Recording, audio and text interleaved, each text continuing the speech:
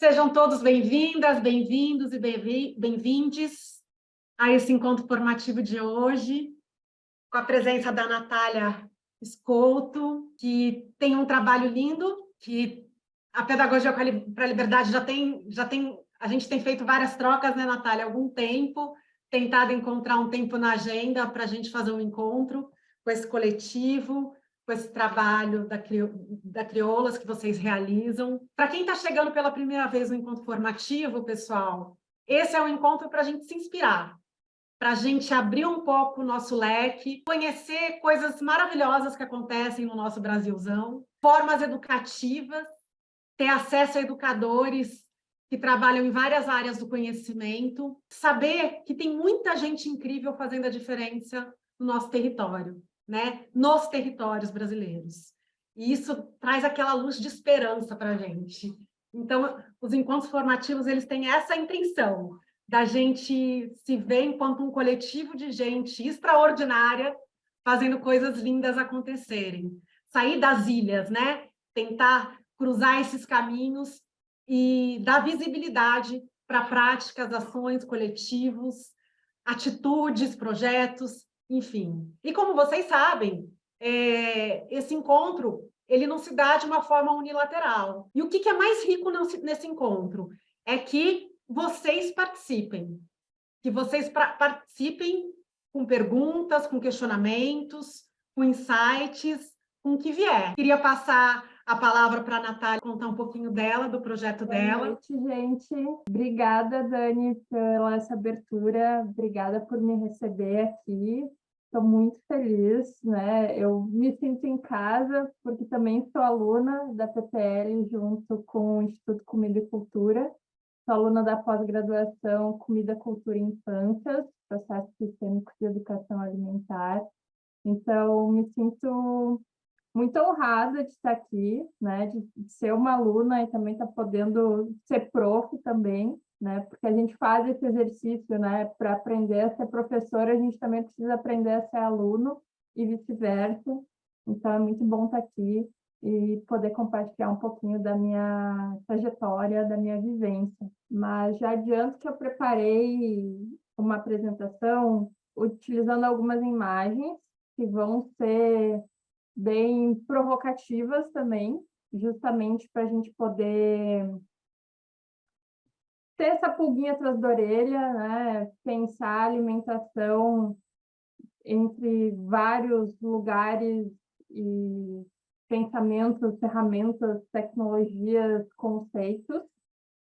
Né? O tema desse encontro formativo de hoje é identidade, ancestralidade e cultura alimentar. Muito do nosso trabalho na Crioula Curadoria Alimentar. Me apresentando, né? Eu sou Natália Couto, mas pode me chamar de Nath. Eu sou formada em gastronomia pela Universidade de Santa Cruz do Sul, no Rio Grande do Sul. Sou pesquisadora alimentar de forma autônoma, porque agora eu até estou vinculada, né, a uma instituição, mas ainda assim a minha pesquisa se dá nesse lugar de não necessariamente uma pesquisa de campo, no chão mesmo, mas de não tão vinculada a esse lugar academicista, né? E professora de culinária, né? Eu trabalho com culinária vegetal, principalmente numa culinária vegetal afro-brasileira, afrodiaspórica.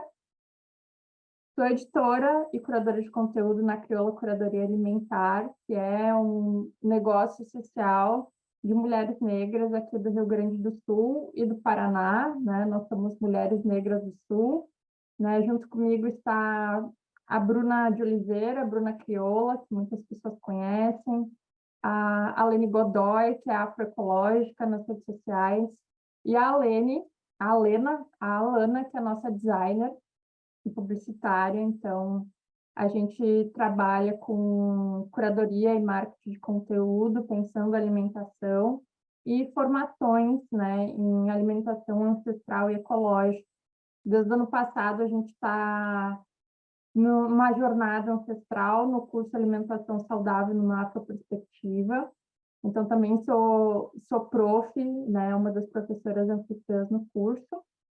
E como eu comentei no início, né, sou aluna da PPL e do Instituto Comida e Cultura, né, nessa pós maravilhosa, né, o nosso papo de hoje também tem tudo a ver com essa pós-graduação, que está incrível, incrível, incrível. Fiquei, assim, desde dezembro, quando saiu as inscrições para pós, eu fiquei enlouquecida, né, foi muito bom, né, essa pós, ter entrado, ser aluna dessa pós está sendo muito bom. Então, vai ser um pouco disso, assim, que eu vou trazer, né, das minhas experiências para esse encontro, né, falar de identidade, ancestralidade, cultura. Para mim é um tema muito rico, porque eu costumo dizer, brincar que eu sou uma cozinheira de humanas, porque, né, na gastronomia eu não consigo olhar o alimento somente como esse produto que eu transformo, mas acabo olhando para toda a complexidade que é se trabalhar com alimentos, os sistemas alimentares, as origens dos alimentos. Então, muita coisa a gente consegue trabalhar, né, e estudar, né, observar pensando a alimentação. Então, para falar de identidade, ancestralidade e cultura alimentar, eu vou usar esses conceitos que eu trouxe aí, né? A gente vai olhar para a identidade e para esse corpo-território, o que significa esse corpo-território, como é se identificar com a alimentação, esse processo identitário com a alimentação. Para olhar para a ancestralidade, vou trazer os conceitos de soberania e segurança alimentar, são conceitos bem importantes para a gente pensar a alimentação no mundo que a gente está vivendo, e propriamente cultura alimentar. Daí eu trago esse conceito que vem da gastronomia, que é o terroir, mas também a gente vai trabalhar com a alimentação, cultura alimentar de maneira geral. E acho que quero registrar aqui que, como cozinheira de humanas, né, não não deixei esse conteúdo tão teórico ou tão com conceitos muito engessados, né? Eu acho que a construção desse conteúdo se deu também por experiências, por curiosidades, por por vivências de estar há 10 anos trabalhando com alimentação, assim. Então, acho que o intuito dessa aula de hoje é mais provocar vocês do que trazer um conceito especificamente, né? É mais esse lugar mesmo de provocação, assim, da gente ter um outro olhar, assim, para a alimentação. Dani, pode passar. E Dani, tu me policia na hora, tá? Porque senão eu fico falando, a gente vai até às 10 da noite. estamos de boa aqui. Bom, gente, vamos falar de identidade e nesse corpo-território. Eu trouxe essas duas imagens para vocês. Eu vi que tem algumas colegas da pós-graduação aqui, elas já ouviram o meu depoimento em relação a esse assunto. Trouxe o açaí, que é um alimento que a gente conhece bem, que a maioria das pessoas já deve ter provado ou ouvido falar. O açaí é um fruto de uma palmeira da Amazônia, e aqui no lado esquerdo, a imagem do lado esquerdo, é o açaí consumido da forma tradicional no território amazônico, né? Eu falo território amazônico porque não é só em Belém do Pará, no Pará, que se consome açaí em vários lugares do norte e do nordeste também. Então, ali está o açaí tradicional, que normalmente não é adoçado, né? É o açaí puro, e ali branquinho na cumbuca é tapioca, e do lado esquerdo é normalmente a farinha da água, uma variedade de farinha de mandioca, e o camarão, normalmente camarão seco. Do outro lado, a outra imagem é enfim, um print que eu tirei do Instagram de uma franquia de açaí que tem gente que chama de açaiteria, né? Fazendo essa associação à sorveteria, que é o famoso açaí com Nutella e leite ninho. Que identidade a gente consegue ver nessas duas imagens? Alguém quer comentar? Pessoal, Imagem. quem quiser comentar, pode abrir o microfone e falar. A gente está em casa aqui. Eu fico, dá licença, boa noite, obrigado Oi, pela Rafa, palestra. bem-vindo. Eu quero comentar porque eu sou muito tocado pelo esse tema de açaí, então já vou comentar aqui de início. Eu acho que uma coisa fica muito clara quando a gente vê esses dois exemplos, né? É que o ser humano ele se adapta a qualquer porcaria que oferece a ele. É isso que é isso que eu aprendo desse exemplo que virou o açaí. Eu trabalhei como fotógrafo na Amazônia, ainda volto muito à Amazônia, mas eu morei na Amazônia por 6 anos, na região do Médio Solimões, Tefé, Maranhão, né? De Juruá, e é realmente uma preciosidade esse alimento à esquerda aí, né? Com camarão, com farinha, sobretudo com tapioca. Geralmente é mais clássico mesmo, é só a tapioca e o açaí. E é incrível como a gente vai nas capitais brasileiras e vê nos shoppings do açaí sendo servido como aquele sorvete de máquina, né? Que você vira a chave assim, ele sai na casquinha já, que é uma coisa que está longe de ser um açaí, me parece que é só uma essência de açaí ou algo assim. É seríssimo esse assunto. Obrigado por trazer esse exemplo. Ai, obrigada, Rafael. Obrigada. Eu não fui ao norte, ao nordeste ainda. Nunca consumi um açaí de verdade, né? Só consumi o açaí do sudeste e do sul, que é isso, é completamente diferente de um açaí que eu vou colocar entre aspas tradicional, né? Porque esse açaí do norte, ele tem uma identidade, né? Ele tem uma essência, né? Que é dos povos ancestrais, povos tradicionais da Amazônia, né? E eu acho que quando a gente fala da Amazônia também, a gente também precisa entender, lembrar que não é só no Brasil que existe o bioma amazônico, né? Existe a Amazônia na Venezuela, né? Nos outros países da América Latina também. Então, esse açaí tradicional, ele tem uma identidade, ele tem saberes e tecnologias e histórias de um povo traduzidas nesse açaí.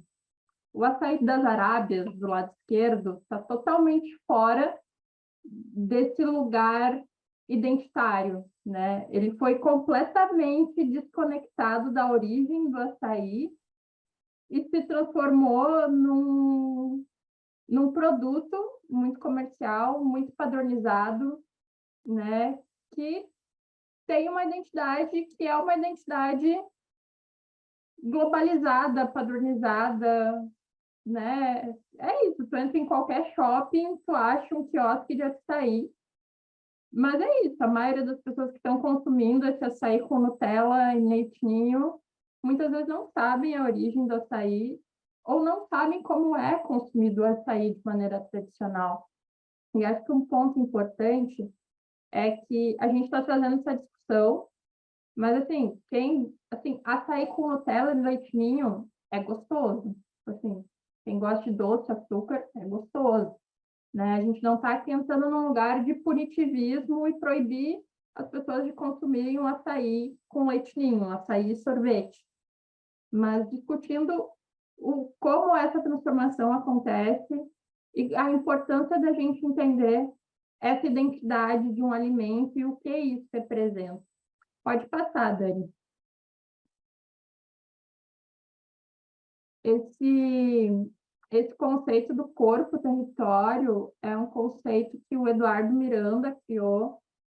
Ele tem um trabalho muito legal que eu estou começando a ler sobre esse corpo-território e uma educação decolonial. Então, ele traz esse lugar da gente se perceber nesse corpo território e entender como tudo que está ao nosso redor nos influencia. Então, por exemplo, esse açaí do Amazônia, para quem é do norte, sabe a origem, sabe a história. E pode ser que está em qualquer outro lugar do mundo e vai se identificar quando encontra o açaí, né? E vai saber preparar um bom açaí. Então, às vezes, por mais que a gente saia do nosso território, a gente ainda habita esse corpo território. Então, por isso que a gente lembra, né, o quão importante essa alimentação, né, traz esse lugar de identidade para nós. E estava lendo o Eduardo antes de entrar e fico pensando assim, a gente come com os olhos, a gente come com todo o paladar, né? E o paladar, né, inclui a boca, a língua, a saliva, o olfato, né? E tudo isso a gente transforma, tudo isso a gente ressignifica, né? Então, se identificar com o alimento tem toda essa construção, né? E trouxe também o Máximo Montanari, que tem um livro bem importante para quem estuda alimentação nesse lugar histórico-social, né, comida como cultura, né, que ele fala isso, né, assim como a nossa língua falada, os sistemas alimentares contém e transporta a cultura de quem a pratica e é depositário das tradições da identidade de um grupo, né, trata-se, portanto, de um importante veículo de autorrepresentação e de troca cultural, né? Eu poderia ter usado outro alimento, poderia ter usado o acarajé, poderia ter utilizado o chimarrão, poderia ter utilizado uma moqueca, uma cocada, o doce de leite, o churrasco, poderia ter usado qualquer outro tipo de alimento. E a imagem que eu trouxe ali do lado é do Jussara, que é o açaí da Mata Atlântica, e o açaí tradicional, né? O açaí amazônico. Natália, tem algumas pessoas comentando aqui no chat, só para te atualizar, né? A gente tem a Paulinha, que é de Manaus, e o Lucas Gabriel. A Paulinha falou que o açaí ele dá sono quando você come, né? E que as pessoas vendem ele como uma coisa energética por causa dos componentes que eles agregam, mas na originalidade ele dá sono, ele relaxa o organismo. E o Lucas Gabriel está falando que na cidade dele, São Gabriel de Cachoeira, o açaí é verde, que é uma coisa inusitada para mim. Eu conheço o açaí amazônico, né? Mas eu nunca vi açaí verde. Ele está dizendo que lá o açaí, no interior do Amazonas, o açaí é verde, verde mesmo. E é isso, a gente. Imagino. E uma coisa, tipo assim, eu estava construindo essa aula faz um Paulinha de tempinho. Belém, de Manaus, desculpa, Paulinha. Tava construindo essa aula semana passada, mas hoje, que eu estava relendo as coisas, eu me dei conta como a nossa alimentação está mudando, principalmente por causa da indústria alimentícia, e há pouco tempo atrás, que o açaí não tinha essa popularidade toda, quando se falava em açaí, muitas pessoas diziam, ai, aquela comida que é escura, né, uma cor de barro, gosto de terra, e agora está aí todo mundo consumindo açaí como se ninguém tivesse repulsa ao açaí como tiver em outros momentos, né? A gente teve essa repaginação do açaí e magicamente ele se tornou, né, tão popular, né? E como agora eu não lembro o nome da pessoa que trouxe, né, do açaí verde, do açaí amargo, né? Lucas É Gabriel. isso, né? É isso, né? A gente mudou completamente o sabor do açaí. E isso tem muito impacto, né? Impacta na produção, impacta em quem está cultivando o açaí, porque o açaí ele é extraído, né? É extrativismo, né? O processo de cultivo do açaí. Então é isso, tem muita gente consumindo açaí, mas será que realmente quem está produzindo açaí está ganhando, né, o que é necessário, o que é justo, né, para o açaí que produz? Então eu trouxe esse lugar assim, né, desse corpo território, dessa identidade, né? se a gente cozinhar a nossa história, né? O território que a gente vive. Eu moro no Rio Grande do Sul, né? Tem uma história, né, alimentar nesse lugar, né? Quem está no norte tem outra história. E tem outras histórias dentro dessas histórias, né? E é por isso que a gente vai seguir para a próxima página, Dani. Eu vi que tem gente falando do cacau também. Outra treta gastronômica que eu não quero entrar ainda. Tem um monte de assunto aqui, mas depois a gente contempla. Claro. Bom, trazemos agora a ancestralidade. E trouxe outras duas imagens para provocar vocês. A imagem do lado esquerdo é do IFAM, e é uma imagem de uma baiana de acarajé com seu tabuleiro, na Bahia, se eu não me engano. É uma imagem que, quando eu vi, eu me apaixonei, né? Ela representa muito, né? Não só quanto cultura afro-brasileira, mas para mulheres negras, né? As baianas do acarajé foram as primeiras mulheres negras empreendedoras no Brasil, né? Por serem mulheres que ou estavam escravizadas ou tinham conquistado essa liberdade, né? Tinham essa condição de vender os seus quitutes e comprar a liberdade de outras pessoas negras escravizadas, né? Então, até hoje, muitas centenas de mulheres sustentam as suas famílias através do acarajé e do tabuleiro. E a segunda imagem do lado direito, é o acarajé cristão, ou o acarajé de Jesus, ou o acarajé gospel.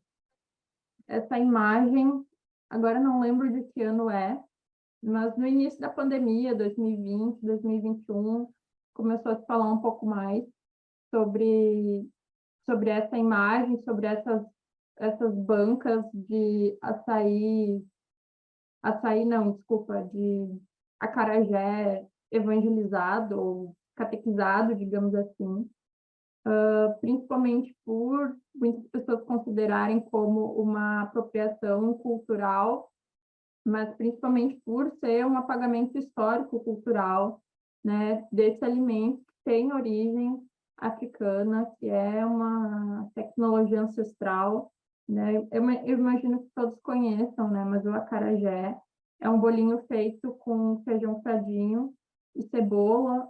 Alguns fazem com camarão seco, outros não. Tem essa diferença, assim, mas normalmente é com camarão seco na massa.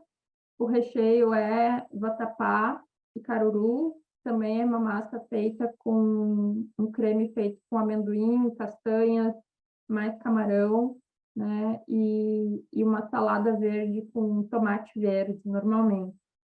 Eu aqui no Sul nunca provei um acarajé original. Aqui até tem uma banca de baiana do acarajé em Porto Alegre que vende. A gente imagina que seja o mais original possível, mas é isso, né? Provar um acarajé em Salvador é totalmente diferente. Mas eu trouxe essa imagem para trabalhar com ancestralidade, porque justamente como eu comentei, a gente está falando de uma culinária ancestral, uma culinária que tem história, que tem tecnologia, que tem saberes, mas que sofre esse apagamento, que sofre esse ataque, né, por não ser uma culinária e uma cultura que é valorizada, né? Então, pode passar, Dani. Então, eu trouxe esses temas e relacionei com soberania e segurança alimentar, porque esses dois conceitos estão diretamente relacionados à ancestralidade, né? O que é ancestralidade, né? É a cultura, identidade de um povo, de uma nação, de um grupo, né? Que está num território ou não, né? Como é o caso de pessoas africanas ou afrodescendentes que estão em diáspora, né? Aqui no Brasil, né, muitas pessoas negras se identificam como pessoas, né, afrodescendentes em diáspora, né? Então, essas pessoas que foram trazidas da África para cá, elas trouxeram seus ingredientes, as suas tecnologias, os seus saberes, né? Quando a gente estuda um pouco mais sobre a África pré-colonial, a gente sabe que as pirâmides estão aí mostrando o quanto tecnológicos eram os povos antigos na África, né? Principalmente Kemet, que é o Egito Antigo. Então, a gente trouxe amendoim, a gente trouxe o feijão tadinho, a gente trouxe vários elementos, né, que tem uma tradição muito forte até hoje, né? O acarajé, eu vi que alguém comentou aqui no chat, o acarajé é uma comida de santo, né? Faz parte de uma comida de religião dentro dos cultos de matriz africana, né? No candomblé, na Umbanda, e tem outras vertentes, outras variações. Aqui no sul tem a quimbanda, tem o batuque. E também aqui no sul, abrindo um parêntese, né? Aqui no sul a gente também tem comidas diferentes relacionadas aos orixás, né, do candomblé e da Umbanda, né, dado a diferença de clima e a diferença dos povos, né, dos descendentes africanos que vieram para cá, também tem isso. Então, falar de ancestralidade é falar dessa história desse povo, né, que tem as suas tradições, as suas tecnologias, né, as suas cosmovisões, né? Eu trouxe o exemplo do acarajé por me entender como uma pessoa negra, mas a gente poderia estar trabalhando com o milho e as comunidades e povos tradicionais indígenas, a gente poderia estar trabalhando com diversos outros alimentos e trabalhando essa questão da ancestralidade. E por que eu trago soberania e segurança alimentar? Como eu comentei, né? A ancestralidade é um ponto essencial para a construção desses conceitos, como está aqui no slide, né? Soberania é como um povo se define, né? Define as próprias políticas, estratégia, como produz, como distribui, como consome, e tem essa garantia de eu sei o que eu estou produzindo, eu sei o que eu estou consumindo, sei como processar, sei como manipular, né? O feitio, né, do acarajé tem essa tecnologia, tem esse modo de fazer. Eu fazendo um acarajé aqui em casa é diferente de um acarajé tradicional e principalmente diferente, né, de um acarajé que é servido num ritual, né, do candomblé, né? Tem essa diferença, né? Então, soberania é ter essa autonomia de entender e saber como planta, o que planta, por que planta, como cozinha, e ter essa garantia de ter o seu próprio alimento. Segurança alimentar está muito mais vinculado à qualidade desse alimento, se tem alimento suficiente. Aqui, o conceito de segurança alimentar é muito mais voltado, né, à questão da fome, por exemplo, né? Então, é a segurança alimentar que a gente avalia quando, né, tem pessoas em situação de insegurança alimentar ou quando existe a segurança alimentar, né? Então, é isso. Tem um alimento, esse alimento é de qualidade, tem alimento suficiente. Então, quando a gente inclui a ancestralidade nesses dois conceitos, a gente consegue perceber quando não necessariamente existe, né, esse lugar de soberania e esse lugar de segurança alimentar, né? Quando a gente olha para os dados da fome, e ano passado teve o relatório, né, do Visajan, que foi o relatório em relação à insegurança alimentar no Brasil, mostra isso, né, que pessoas em segurança alimentar são pessoas que não têm acesso a alimentos de qualidade, que não têm mais ou perdeu, né, a informação, esse acesso à sua própria cultura alimentar, né?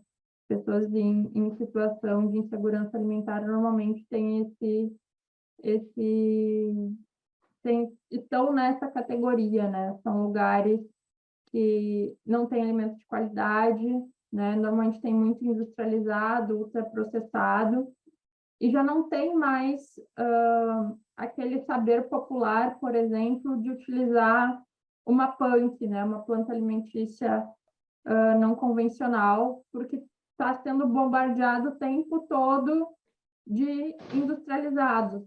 Está todo momento sendo seduzida por industrializados. Então, quando esse genocídio alimentar acontece, é porque a gente já está provavelmente perdendo toda a nossa ancestralidade, a nossa identidade, por conta de uma globalização, por conta de uma padronização de saberes e de cultura alimentar também, né?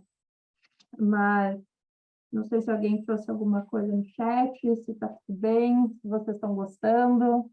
É isso, eu acabo falando, mas me digam o que vocês acham também. Tá tudo certo, o pessoal falou um pouco do acarajé aqui, do norte de Minas, enfim. E se alguém quiser ter voz aqui e falar, pode falar, galera, tá? Podemos continuar, Nath. Ai, obrigada. Bom, eu acho que a gente pode seguir para o nosso terceiro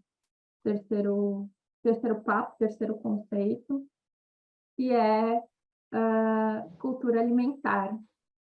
E eu trouxe, né, os terroirs, esses terroirs gastronômicos para trazer esse conceito da gastronomia, que muitas pessoas não conhecem, mas também, né, pôr mais caldo nesse feijão que a gente está conversando aqui.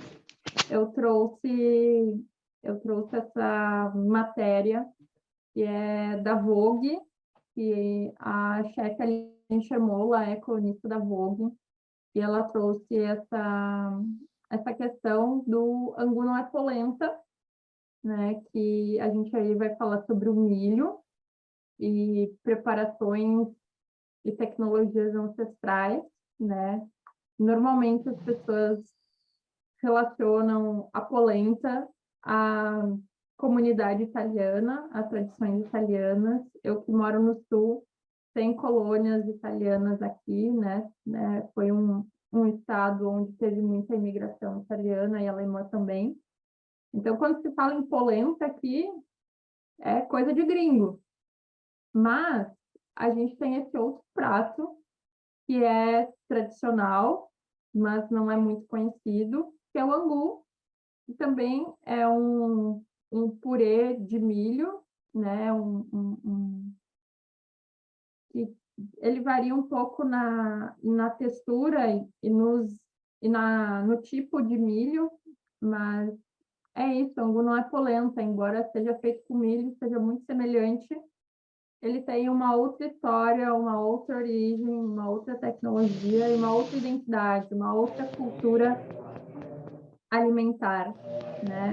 Aqui no sul, faz um mês mais ou menos, eu fui dar uma palestra no encontro de uma pastoral negra, uma pastoral afro, e eu trouxe alguns elementos, alguns ingredientes de uma culinária afro-brasileira e fui compartilhando algumas receitas, algumas coisas, e algo que a gente vive ainda aqui no Sul é uma dificuldade de enxergar uma identidade negra e referências dessa identidade negra, né?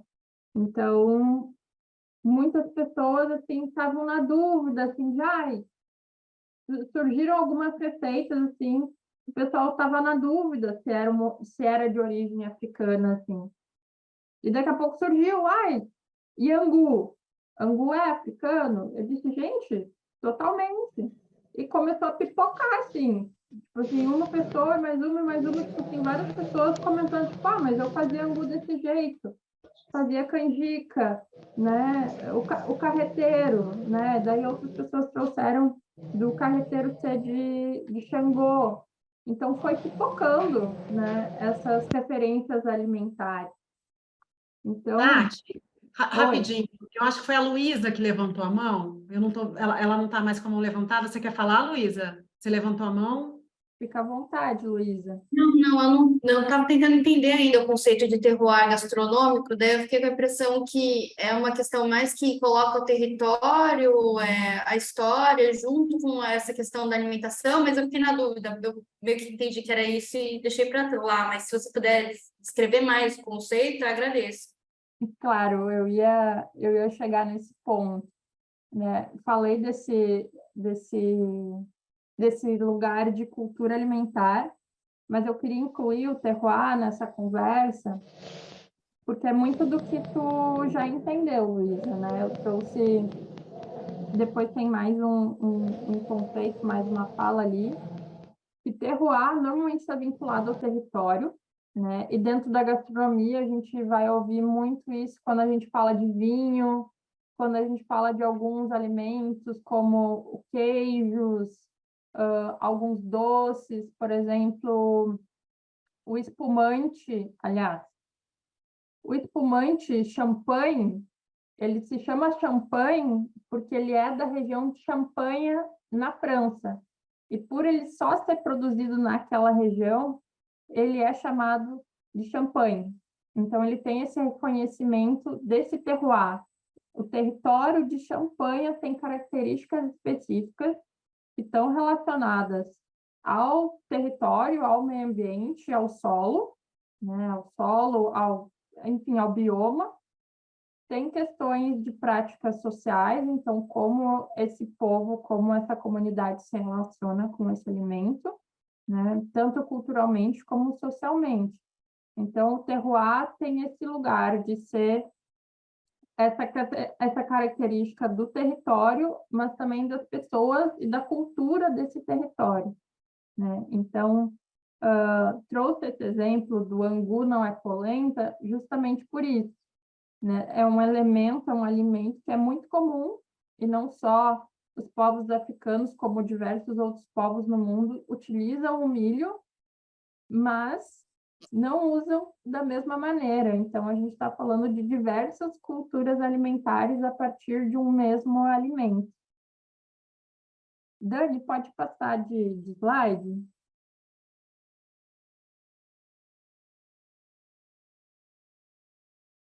Aqui eu Passou? trouxe... Passou.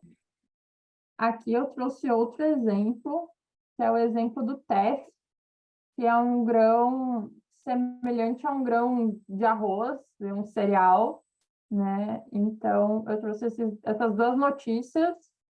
Eu não vou lembrar agora da data dessas notícias, mas é isso, uma de 2022, a outra, se eu não me engano, deve ser 2021, 2022 também, né?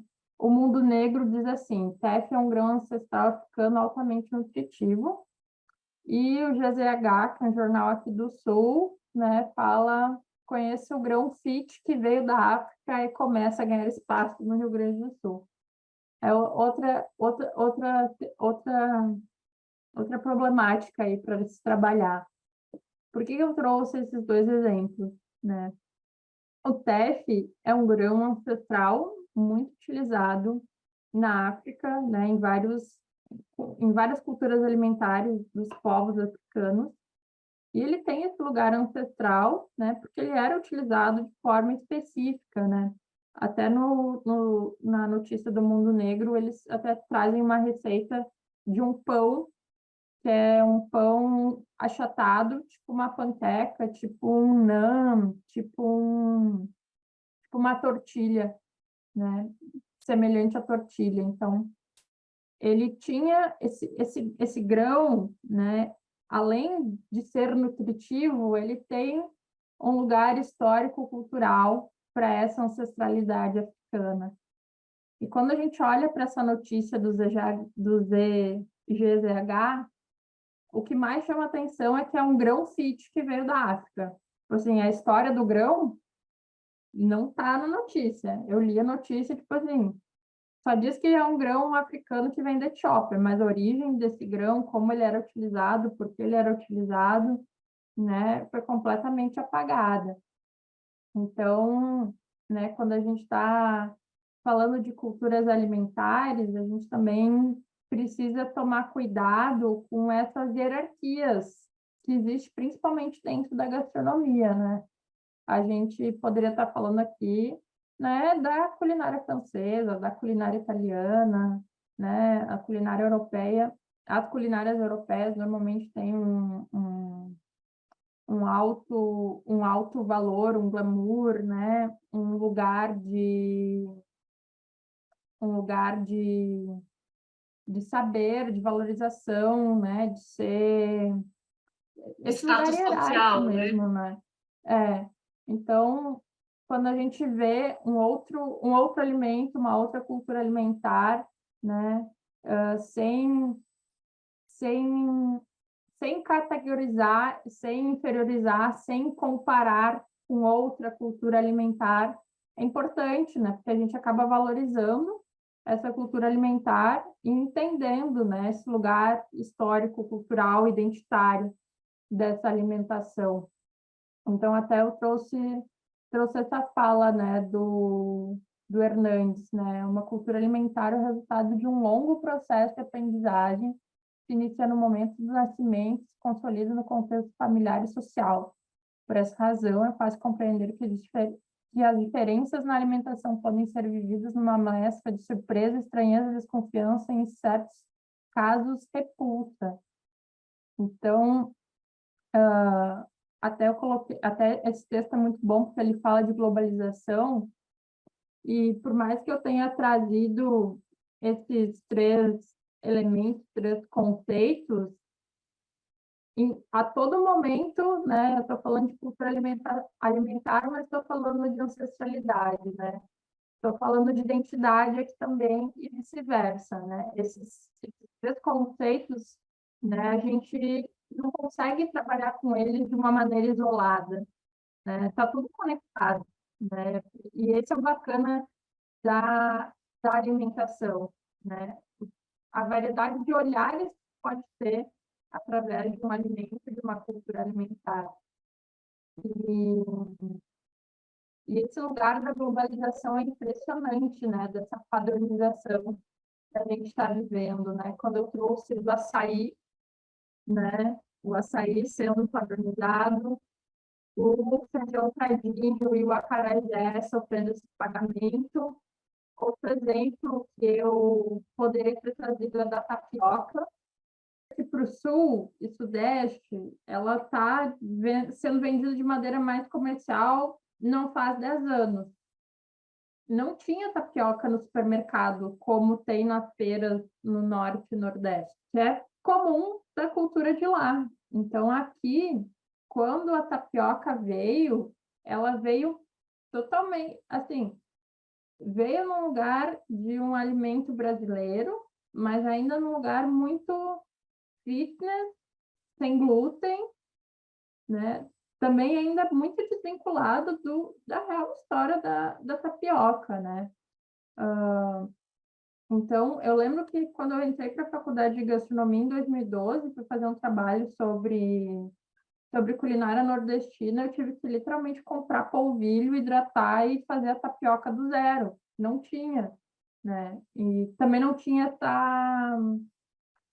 essa referência de sabor e de textura, né? Via foto, via vídeo, mas tive que imaginar como é que era a tapioca, né? E a gente percebe tamanha transformação, né? De uma cultura alimentar local que foi exportada, né, para o mesmo território, né, para o mesmo país, Brasil, mas que foi completamente desvinculada, né, desse seu lugar cultural histórico, né? Aqui no Rio Grande do Sul, por exemplo, a gente tem o chimarrão. O chimarrão, né, não só o Rio Grande do Sul, como o Paraná, Santa Catarina e até no Mato Grosso do Sul, que tem o tererê, também é feito de erva mate, né? O mate é um ingrediente indígena e ele não era consumido todo dia como a gente consome aqui no sul, né? De manhã, de tarde, tipo assim, de manhã cedo, antes do meio-dia, no final de tarde. Então, a gente teve essas transformações, né? Se a gente for pensar, os últimos 200 anos, a gente teve muitas transformações na nossa alimentação, na nossa cultura alimentar e como a gente se relaciona com a alimentação. E a gente ainda vai ter muita transformação, né? Que hoje em dia a gente está vivendo um embate em relação às mudanças climáticas, que é, por exemplo, as novas carnes, carnes vegetais, carnes de planta feitas em laboratório, mas, ao mesmo tempo, comunidades tradicionais sendo condenadas porque ainda utilizam, né, animais, ainda consomem animais, né? Tem muita gente que ainda não consegue fazer essa diferenciação, né, do que é uma comunidade tradicional se alimentando de uma maneira tradicional, né, não vinculada a esse consumo ocidental, e um produto vegetal feito em laboratório, né? A gente está vivendo uma transformação na nossa culinária muito grande, assim. Poderia falar aqui da confeitaria brasileira, que virou leite condensado, e isso, né? Acabou os doces E tradicionais. leite ninho. Agora é leite ninho com Nutella, né? Red Velvet, né? A gente não faz mais pudim, a gente não... Esses dias eu fiz um doce de abóbora, postei nos meus stories e a galera enlouqueceu, assim, várias pessoas comentaram assim, bah, isso é muito comida de vó, isso é muito doce de vó, né? Então, a gente percebe que esses terroirs gastronômicos ainda existem, mas, ao mesmo tempo, a gente está tendo uma transformação enorme na maneira como a gente está se alimentando, da maneira como a gente está se relacionando à alimentação, né? Inclusive, na pós-graduação, assim, a gente tem trabalhado bastante essas questões, assim, dessa padronização da alimentação, né? Principalmente por conta, né, dos alimentos ultraprocessados, né? De uma indústria alimentícia que literalmente faz um terrorismo com a gente, né? Em relação à propaganda. Hoje em dia, com os influenciadores digitais, né? A gente tem essa publicidade em massa, né? De conteúdo e de estilo de vida, né? Que tem se mostrado nas redes sociais. Isso vai transformando a maneira como que a gente se relaciona com a nossa alimentação. Então, assim, eu estava também tentando fechar, né, essa aula, cuidando o nosso tempo aqui para a gente poder conversar mais, né? Falar de identidade, de ancestralidade, né, e de cultura alimentar, eu trouxe a minha experiência muito racializada, mas cada um de vocês tem uma história alimentar, né? Na família de vocês, como vocês se relacionam com a alimentação? Quem ensinou vocês a cozinhar? Vocês sabem cozinhar? Muito pouco, não tô, né? Ninguém precisa ser MasterChef aqui, mas é isso, né? Que histórias tem, né, no arroz e feijão que vocês fazem, né? Na sobremesa de vó, né? No pavê, sei lá, né? De onde vem esse alimento que vocês estão consumindo, né? Seja o açaí, seja a tapioca, né? E que bom que a gente pode experimentar outras culturas alimentares, né? Que bom que a gente pode comer, né, o acarajé e saber que ele é de origem africana, que tem uma história, que tem um valor, que tem uma origem ali, né? Que bom que a gente pode comer uma moqueca, né? Que bom que a gente pode conhecer outros lugares, mesmo sem sair de casa, só comendo, né, um sushi, por exemplo, né? E tem esse lado bom, mas também tem esse lado da gente se questionar, né? E talvez tomar esse cuidado, né? De como consumir, de quem consumir, né? Falo do açaí, que daí a gente pensa, né? Será que a gente está consumindo um açaí de qualidade? Né? Qual é a origem desse açaí? Será que ele não está batizado com outros produtos que não são um açaí de verdade? Será que essa tapioca também eu posso fazer em casa? Posso fazer a minha puba, né? Que é o jeito tradicional de fazer o beiju, de fazer a tapioca, né? De fazer o tucupi, por exemplo, né? Aqui em casa eu sei que meu pai não vai deixar de tomar chimarrão, né? Como eu falei no início, a gente não está aqui, né, num proibicionismo, né, numa culpabilização em relação ao que tu pode ou não comer, ou que tu deve ou não comer. Mas entender, né, essas conexões, essas articulações entre todos esses conceitos e essas percepções que a gente pode ter através da alimentação. Então, acho que pode passar, Dani, meu último slide, mas um agradecimento, né? Eu acho que foi rápido, né? Tanta coisa que a gente poderia conversar, mas agora também vamos abrir para vocês conversarem, fazer perguntas. Mas espero que vocês tenham gostado, espero que tenha atiçado vocês, inspirado vocês para pensar, né, na comidinha de casa, ou enfim. Aqui estão as minhas redes e as redes da Crioula Curadoria Alimentar, se vocês também querem me seguir.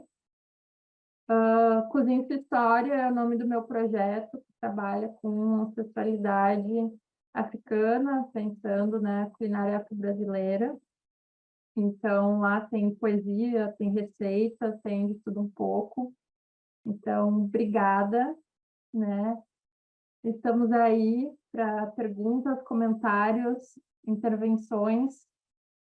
Estou pronta para ouvir vocês. Nath, eu acho que agora vai começar uma segunda parte, porque a gente está aqui num grupo de pessoas que estão se formando em educação, né? Que vão ser professores, né? E a potência que a comida tem dentro de uma sala de aula é impressionante, né? Desde você apresentar a origem, né? Do que aquela criança está comendo, dela se educar alimentarmente. Ela pode vir de uma família onde não tem esses princípios, mas a escola pode levar para essa criança coisas extraordinárias e transformar, inclusive, a prática alimentar daquela família. Quem está em escola, que bota a mão na terra, sabe disso, né? A potência que é a gente trabalhar criança e comida, né? É uma junção que funciona e que transforma o mundo, né? E eu achei esse tema tão importante, porque a gente tem um curso de pedagogia aqui, mas nem sempre a gente vai falar de comida. Muito, muito raro a gente vai falar de comida no nosso currículo, porque a gente tem muita coisa para falar. Mas a gente tem uma pós-graduação hoje chamada Comida, Cultura e Educação, né? Quer dizer, que faz esse vínculo, que a Nath é aluna, mas que faz toda essa discussão, principalmente sobre a história alimentar. E eu acho que agora, Nath, a gente podia abrir para trazer um pouco dessas histórias, de curiosidades e de insights ou lembranças que vocês tiveram diante dessas discussões e dessa fala tão linda que a Nath trouxe aqui para a gente. Queria muito ouvir o que vocês já vivenciaram nesse sentido, da comida, da cultura e da criança também, da escola, né? Ou na vida de vocês, né? Quais foram as transformações e os impactos e as vivências que vocês tiveram? Os afetos. Comida é afeto também, né? Pode falar, Paulinha. Eu vi que ninguém ia falar, eu falei, então eu falo. Boa noite. Nath, antes de mais nada, eu quero te dizer que eu adorei a tua fala. Me senti muito, muito tocada, né? Porque, assim, voltar para a minha infância é muito gratificante, né? Eu tive uma infância, assim, muito tradicional mesmo, né? De tomar um açaí todo dia depois do almoço. Muita gente come com peixe, né? A gente não, é a nossa sobremesa, né? Pelo menos na minha casa, na minha família era assim. E todo esse processo, né? Então, e aí tem duas curiosidades, né? Três, na verdade, que eu lembro muito da minha infância. Uma tem a Ilha de Mosqueiro, que é um balneário, né? Que é com água de rio, e que a gente ia muito nas férias. E a gente, sempre no café da manhã, a gente comia tapioca, mas não é essa tapioca que está aí, é a tapioca molhada, que é com leite de coco, coco ralado e servido na folha da bananeira. Então, isso para mim, assim, tá... Nossa, quando eu volto em Belém, eu preciso comer, sabe?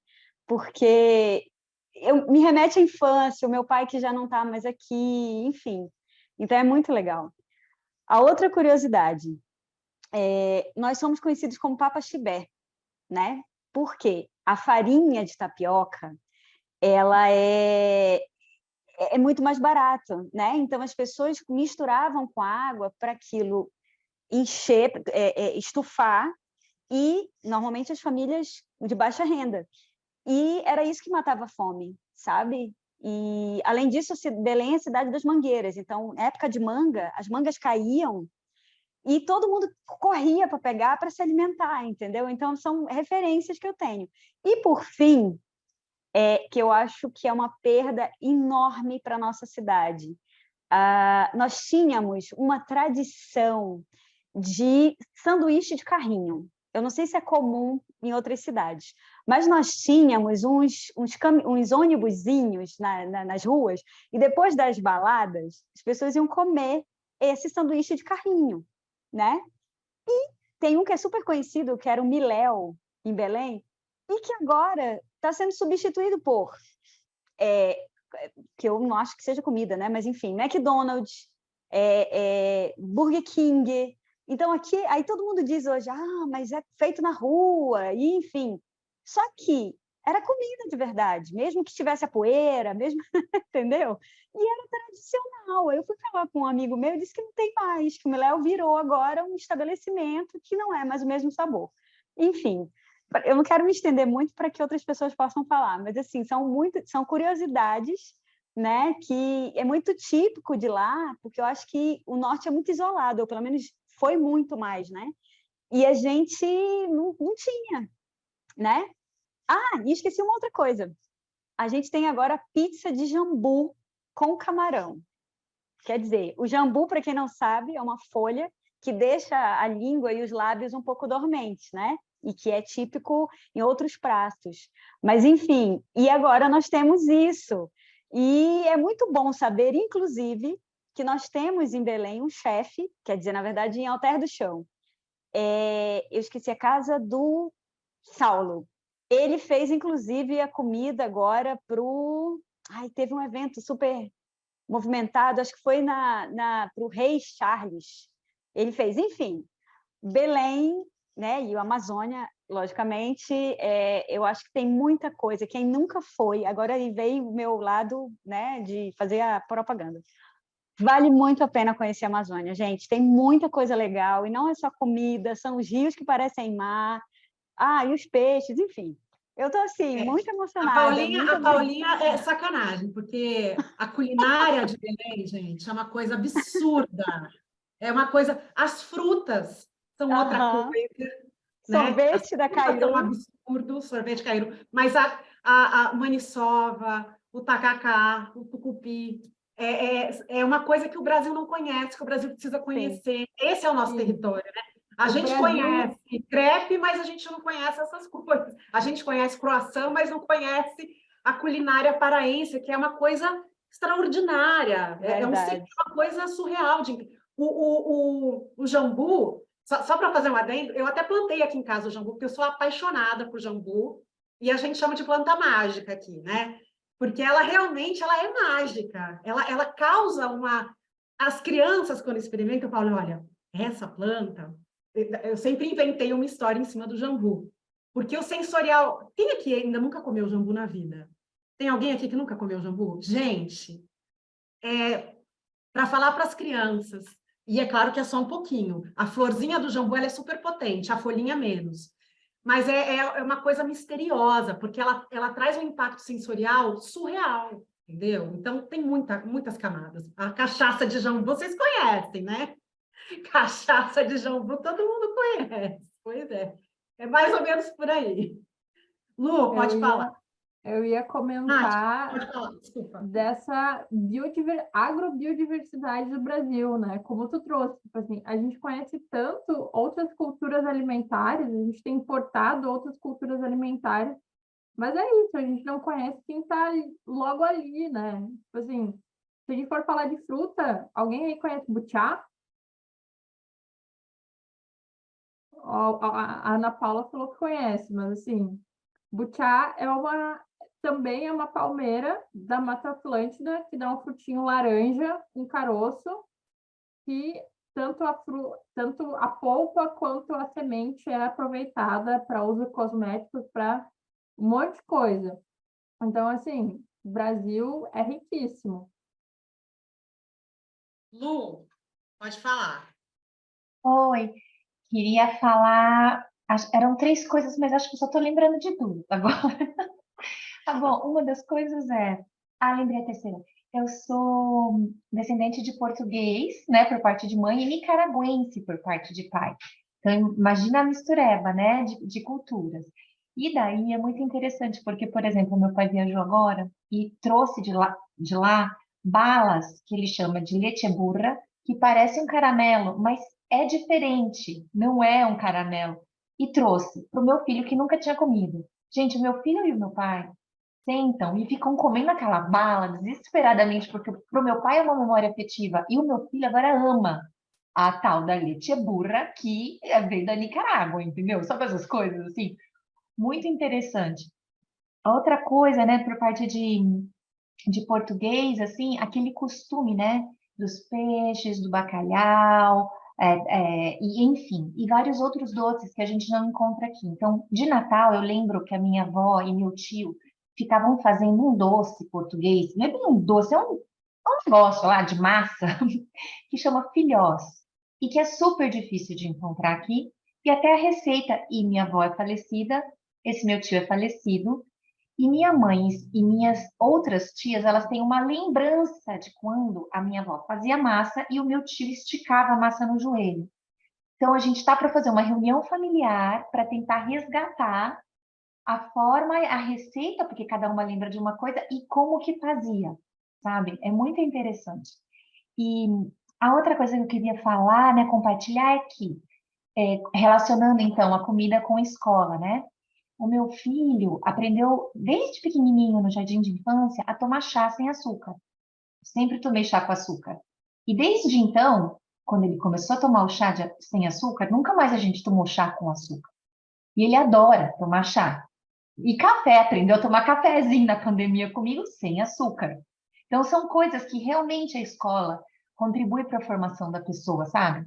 O fazer o pão na escola, ele fazia pão junto com a professora, mas pegava na horta as ervas que tinha naquele dia, que eles tinham plantado, e colocavam no pão. Então, tinha dia que era pão cebolinha, tinha dia que era pão de alecrim, salsinha, e era uma mistureba de erva e ficavam, sabe? Muito interessante. E essa coisa do fazer para dar de presente para alguém, o que você faz, é muito bacana. Então, meu filho até hoje, ele adora fazer pão, faz pão pra caramba, é super padeiro. Falaram do doce vocês falaram do doce de abóbora. Na pandemia, a gente fez muitos potinhos de doce de abóbora, colhida no sítio da abóbora desse tamanho, que trouxe lá do sítio, que a gente ficou cortando para fazer o doce de abóbora, potinho de doce de leite, pão, e saía dando, sabe? Deixava na porta da casa da pessoa, porque pandemia, aquela coisa, sabe? Então, eu acho muito. Escola e comida tem realmente tudo a ver, sabe? É muito legal. Só isso, gente, então vou ficar falando. São muitos afetos, né, que estão ligados à comida. Acho que todo mundo tem uma história familiar aí que emociona essa coisa do afeto da comida. Indaiá. Oi, gente. Agradecer também a Nath, muito massa, muito legal tudo que você trouxe. Então, eu ia falar que eu morei um tempo no Paraná e lá tem um projeto que é levado por um cara bem caiçara mesmo, e aí ele faz uma viagem de canoa, levando a gente, as pessoas, para passear, para conhecer, assim, a gente fica 15 dias andando por entre as pequenas vilas, assim, alguns lugares bem afastados mesmo do que a gente chama de civilização, né? E aí essa relação com a comida é muito louca, porque a gente muitas vezes come o que eles sempre comeram, em alguns lugares, assim. Então, uma vez a gente comeu tatu, caça de tatu, que hoje é proibida, então é totalmente por debaixo dos panos, mas eles ainda caçam, porque é muito cultural para eles, né? E aí é muito doido isso, que a gente fica meio que assim, a gente pensa no tatu e a gente também pensa na culturalidade, na cultura deles, que é muito, muito importante de se, né, de manter essas duas coisas assim, né? E aí, por outro lado, também foram em várias vilas, né? E uma das vilas que a gente foi é um pouco mais próxima, né? E aí as pessoas só comiam macarrão com salsicha, assim, há alguns anos, sabe?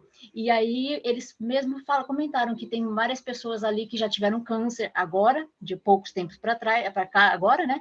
E eles ficam eles mesmos relacionam isso com a alimentação. Eles falam, antes a gente comia diferente, a gente comia muito mais pescado, e aí tem toda uma história, né? Porque por que não come mais tanto pescado? Porque agora tem uns barcos que passam com rede de arrasto, e aí o peixe ficou muito mais difícil. E também por essa proximidade, um monte de coisa que às vezes eles ganham cesta básica. E o que vem na cesta básica? Vem óleo vegetal, né, açúcar e macarrão e salsicha. Então é isso que eles comem, né? E nossa, é muito doido ficar pensando tudo isso, assim, sabe? E foi bem marcante pensar nessa questão da alimentação, assim. E aí só mais uma outra coisa, o meu nome Indaiá é uma palmeira. E é uma palmeira que é um fruto comestível e delicioso e tal, e era super, tinha muito, né, na Mata Atlântica inteira, e hoje em dia também tem muito pouco, e eu mesmo nunca tinha comido, sabe, eu sabia que palmeira que era, mas nunca tinha comido, nunca tinha experimentado, e aí há pouco tempo que eu experimentei, é muito bom e tal, e tem um monte de receitas possíveis, e eu falo, a gente não conhece nada mesmo, né, da nossa biodiversidade, do que estava aqui, a gente devastou tanto a Mata Atlântica que já não tem mais, né? E é isso aí. Valeu, gente. Obrigada, Indaiá. Nath, você fala a hora que você quiser, tá? Só estou aqui facilitando. Gui, pode falar. Gente, boa noite, licença. Primeiro também agradecer, muito obrigado pela troca aí, foi muito legal, deixa a gente pensando muita coisa, dava para ficar aqui, acho que conversando sobre isso, né, muito tempo, assim. Mas eu fiquei, o que ainda trouxe, também me trouxe, assim, uma coisa que eu fiquei pensando ao longo da sua fala, Natália, essa falta de acesso, né? Essa falta de acesso das pessoas à alimentação, às culturas, aos costumes. E aí, hoje mesmo eu escutei, né? Alguém comentando aqui, né? São Paulo, Zona Oeste e tal. Pô, o suco de laranja na padaria tal, tá R$ 15. Eu vou comprar uma Coca-Cola, que tá 7. Então, foi o que o companheiro ali, o Rafael, também estava trazendo no começo, que a gente se acostuma muito a várias porcarias e também a gente é levado, né, a consumir muitas dessas porcarias, porque tem muitos interesses aí que deslocam essas pessoas, essas populações, esses povos dos seus territórios, da onde eles produzem, de como eles produzem, tira esse acesso e aí tanto essas pessoas quanto as pessoas que seriam beneficiadas por essa produção são levadas a se acostumar com outras coisas, como a Coca-Cola, como o açaí daqui do Sudeste, do Sul, a tapioca daqui, enfim. Esse foi um ponto assim que me chamou a atenção da gente pensar nesses interesses que muitas vezes estão guiando, né, as culturas alimentares, assim. Então, essa matéria do TEF que você mostrou, por exemplo, eu fiquei pensando assim, lá na matéria, né, tem só então falando que é um grão da Etiópia tal. E o mais importante é que é fit. Então, o negócio que está sendo pensado ali, né, o que tem de importante para ser pensado, a função do alimento vira essa função do emagrecimento, de uma certa aparência, de uma coisa que está atrelada a um certo modo de vida, né? Que está atrelada a uma certa cultura, que é essa cultura ocidental que a gente está permeado, capitalista, está permeado aí e que está influenciando todos os nossos interesses, né? Então, todas essas conexões, assim, que fazem pensar, né, o quanto que tem de respeito, né, às tradições, às formas de se produzir, o quanto que se tem de desrespeito, de desterritorialização desses povos, né, que perderam seus territórios, que são os meios de produção desses alimentos e dessas culturas, né? Se não é na terra que se produz, é onde, né? Não é na fábrica, onde se faz a salsicha, onde se faz a Coca-Cola. Então, tudo isso é angustiante, mas ao mesmo tempo traz essa sensação de que a gente tem onde questionar, né? O que questionar, para onde olhar, assim, porque a gente vai se acostumando com isso tudo, mas a gente tem que sempre se lembrar assim de que isso está vindo muito sendo colocado, né? Esses povos foram tirados das suas terras. A gente está sendo colocado ali diante de um suco que custa 15 e uma Coca-Cola que custa 7. Então, tudo isso influencia a gente a cultivar uma cultura aí alimentar empobrecida, né? De pouca saúde, assim. É isso por enquanto. Obrigada, Guilherme, e agradeço também a Ana Paula e a Idaiá. Não lembro mais quem falou, desculpa, gente, sou péssima com nomes, mas é isso, né? Nós, quanto educadores, e eu, quanto educadora alimentar, tenho esse papel, né? De tanto trazer a mandioca e falar das comunidades indígenas, quanto falar desse apagamento histórico-cultural, né, que a gente está sofrendo, e também trazer esses questionamentos, né? Né, acho que foi a Ana Paula que falou, agora vou me pedir desculpa pelos nomes de novo, né? A colega que trouxe, né, que o filho está aprendendo a fazer pão na escola, reconhecendo as ervas, os temperos. Tem tanto esse lugar de sensibilização, de educação alimentar, nutricional, né, da pessoa reconhecer um alimento, saber de onde ele vem, como prepara, né, de toda pessoa, independente se gosta ou não de cozinhar, deve aprender a cozinhar, porque é básico, é autonomia, é sobrevivência. Mas quando a gente traz a alimentação para esses outros lugares, a gente pode falar sobre alimentação na aula de física. A gente pode ensinar física fazendo um bolo, química e física fazendo um bolo. A gente pode falar de história apresentando a origem de um alimento. Caminho das Índias, gente, grandes navegações está aí, né? Inclusive, ano passado eu dei uma aula para o ensino médio, amigo meu é professor de história, e ele estava justamente trabalhando esse período das grandes navegações e da colonização, que eu trouxe vários ingredientes, vários alimentos, e a gente foi pontuando. Gente, café é africano, tomate não é italiano, o milho não é italiano. E a gente foi trazendo, né, essa complexidade que é olhar para os alimentos e o quanto a gente pode aprender, né?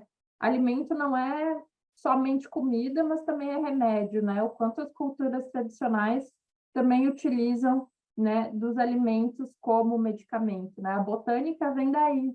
Então, a gente tem inúmeros jeitos de se trabalhar a alimentação e politizar a alimentação e ela ser essa ferramenta educacional, né? Então, que bom que vocês estão inspirados dessa maneira, nesse sentido, né? Façam seu pãozinho com os alunos, se for com os pequenos, para ajudar eles a ter esse tato, com os mais velhos, né? Tenham esse lugar de educação alimentar, de questionar por que a gente está tomando Coca-Cola e não suco de laranja, por que a Coca-Cola é mais barata que o suco. Então, da educação infantil até o ensino médio, a gente tem muito material para trabalhar com alimentação e educação em várias áreas do conhecimento. Então, que bom que a gente está inspirado. Nath, eu vou passar aqui a palavra para a Janice, depois para a Lina, e falar que eu estou vendo a Ariela aqui, prestigiando essa noite. A Ariela é professora da pós que a Nath está fazendo, do Instituto Comida e Cultura. Ela faz um trabalho maravilhoso. Busquem conhecer o Instituto Comida e Cultura, que faz um trabalho transformador, necessário, que conta tudo isso que a gente está falando aqui. Muito inspirador. Essa pós também é linda, né, Ari? Maravilhosa. Janice, é você. Oi, boa noite. Que delícia ouvir tudo isso. Gente, compartilhar. Comida é uma roda numa mesa cheia e contando história. Isso, para mim, assim, é como dar um abraçozinho por dentro, né? Então, assim, quando vocês começam a compartilhar, e a gente começa a se reportar as nossas histórias. E durante a pandemia, a gente começou a fazer muita comida aqui na minha casa. Pão é uma coisa que a gente faz muito, né? Até porque agora até estou vendendo pão, porque o pessoal começou a querer tanto pão aqui de casa que eu disse, tudo bem, eu comecei a dar de presente. Na pandemia eu fiz isso também, saí dando às pessoas, deixando na portaria do prédio. Gente, comida tem relação com família, não é?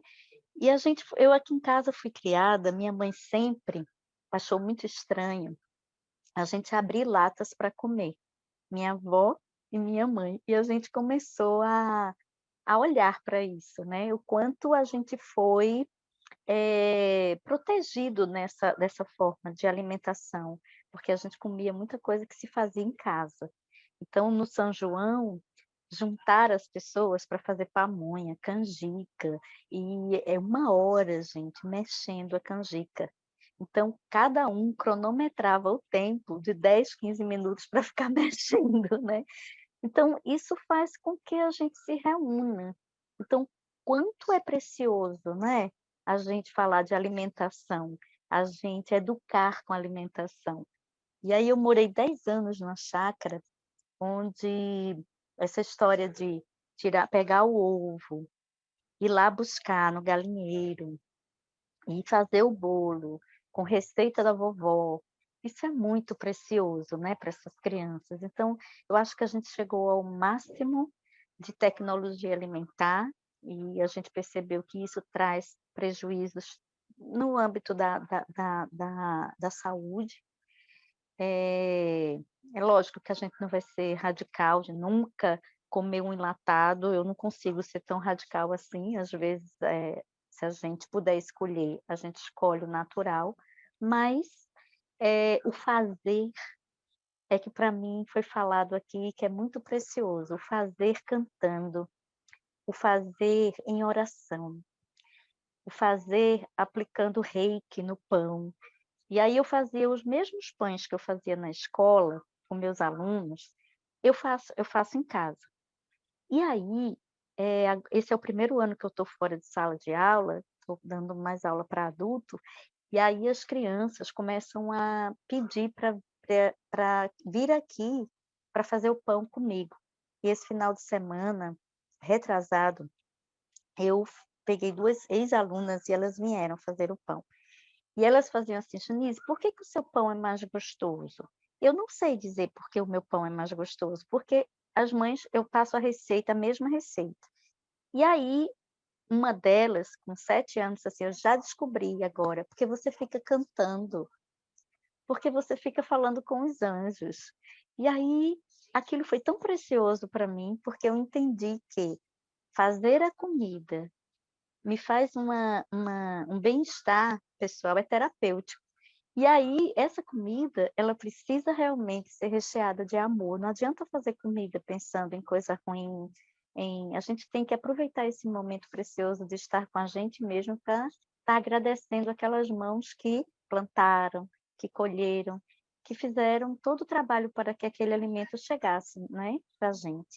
Então, assim, eu só quero compartilhar essa minha descoberta de bruxa, que minhas filhas disseram, minha mãe, você faz umas comidas igual a todo mundo, mas você é bruxa. Mas porque eu fico muito concentrada nessa alquimia, que é a gente juntar elementos que vão... tem um barulhinho do fogo, tem o barulhinho da comida que está fervendo, tem o cheiro. Então, tantos sentidos que são despertados, né? Naquele momento. E depois aquela mesa bonita que a gente pode colocar com tudo que a gente tem em casa, né? Com coisinhas, com preciosidades que a gente pode ter.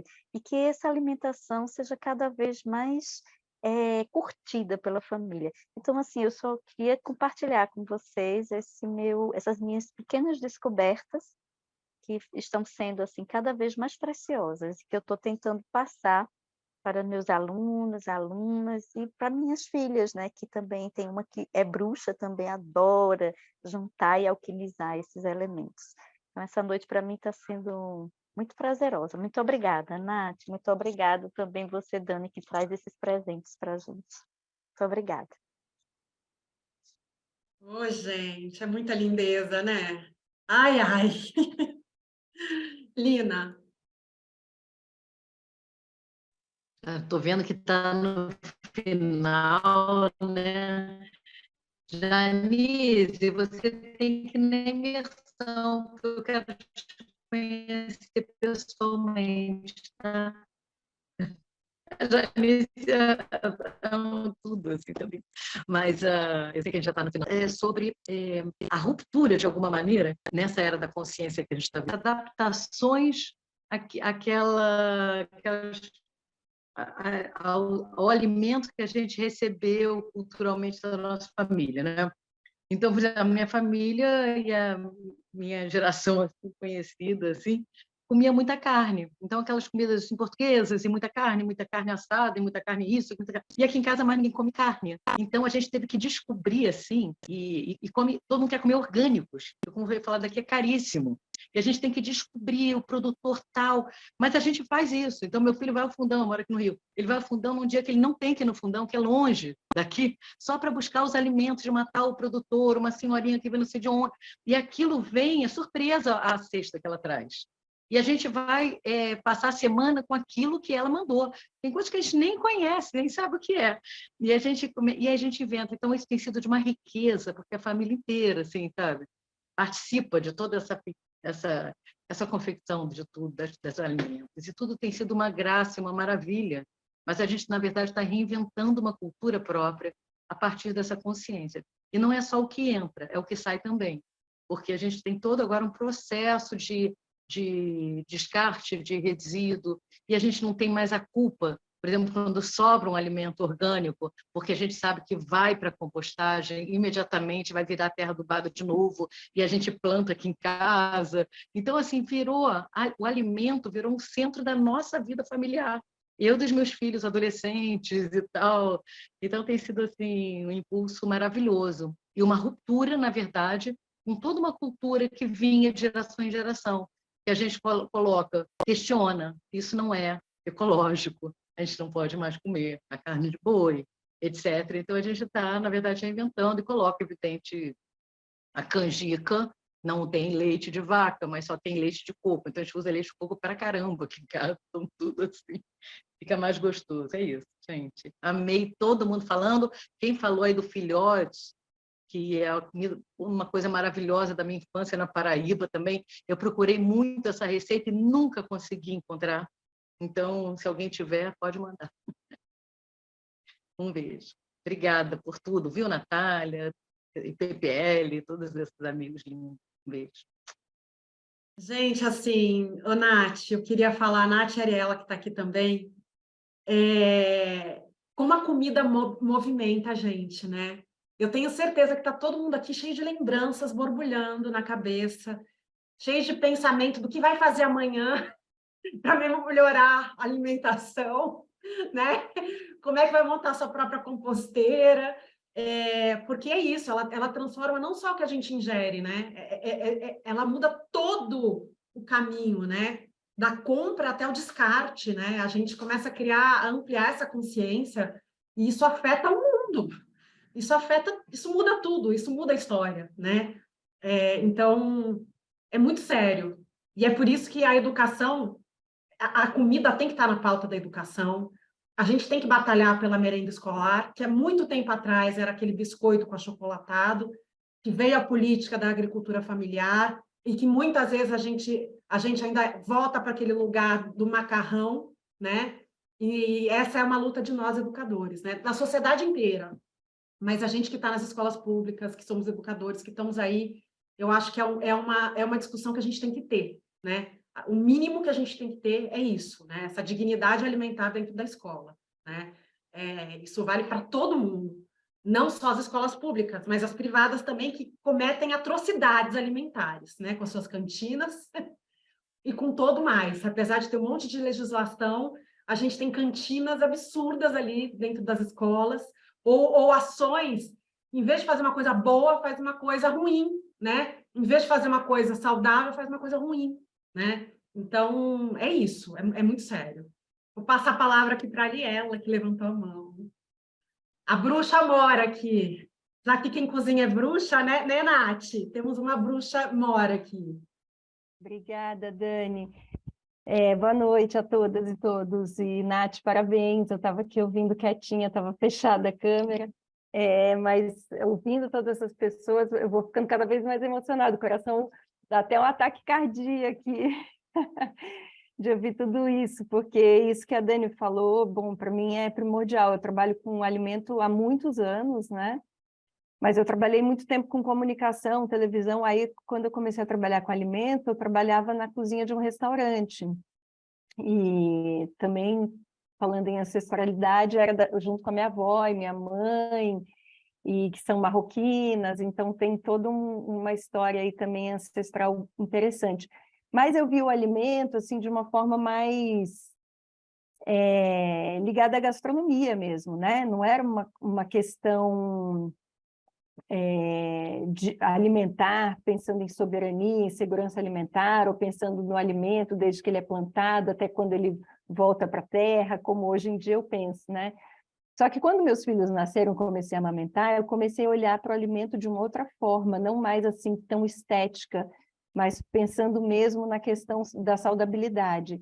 E aí eu comecei a estudar para caramba sobre o alimento, e aí eu entendi tudo isso, eu entendi como o alimento pode ser um fio condutor de educação, assim, tudo isso que vocês estão falando aí, né? E aí eu me percebi num lugar que eu falei, nossa, se eu soubesse de tudo isso que eu estou aprendendo agora, desde que eu era pequena, minhas escolhas teriam sido outras, né?